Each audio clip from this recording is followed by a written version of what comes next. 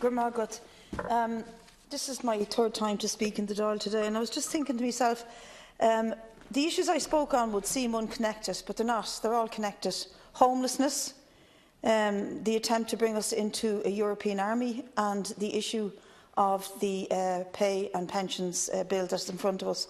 And the reason I say they're connected, Minister, because this government weaves in its own intricate web, and it is connected by various threads. And you might be saying, what the hell is she talking about, and what are the connections? Number one, another woman died on the streets last night. Homelessness is a continuing and spiralling crisis in this country that continuous policies of the government have failed to deal with, and it probably, no doubt, needs more resources put into it to prevent any more deaths on the streets. It's probably going to snow tonight, and we will be thinking of those people who are stuck on the streets or in parks and tents. The second one, on the question of PESCO and the European Army, is related because it shows you how easily, if the government wills it, it can find the money, under your guidance, Minister, to move our military spending from almost £1 billion to between £3 and £4 billion. No bother. We can find the money to put into armies, to arms, to aggression. We cannot find the money to house the homeless, and we cannot find the money to end FEMPI. You repeatedly said this over the last couple of years in this Dáil.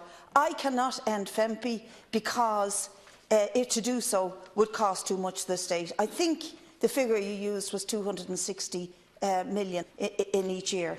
Now, whatever the figure is, it is certainly not the £3 to £4 billion that the government just voted on to bring us into a European army, and it is certainly way below what it would cost. But you find suit your ends, you cannot find it to pay the teachers properly, to end the discrimination that is at the root of why 3 teachers' unions have voted to reject this deal, have voted to reject the PSSA.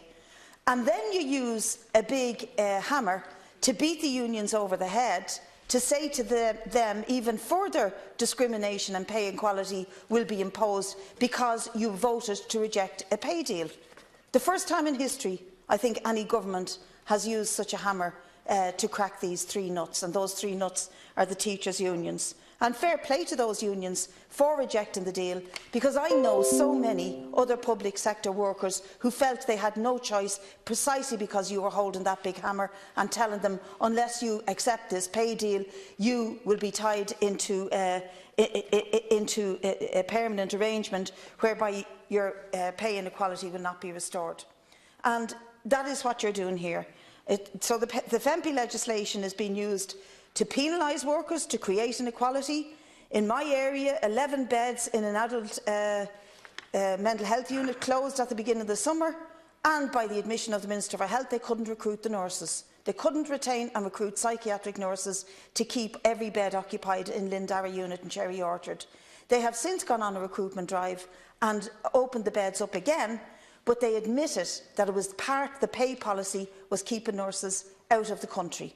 Now, the nurses have voted to accept the deal. Again, I repeat, because there was a big hammer in your hand over the heads of the union saying accept this or else. But the teachers haven't fallen for that, and you're prepared to penalise them. And that is why we will be strongly opposing, we are strongly opposing this particular section.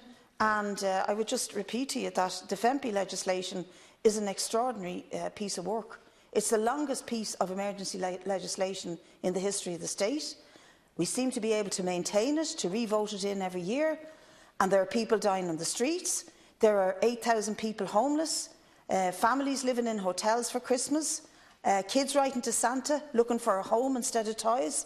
And we can't create a housing emergency, but we can create an emergency with which we use all the legislatory policy.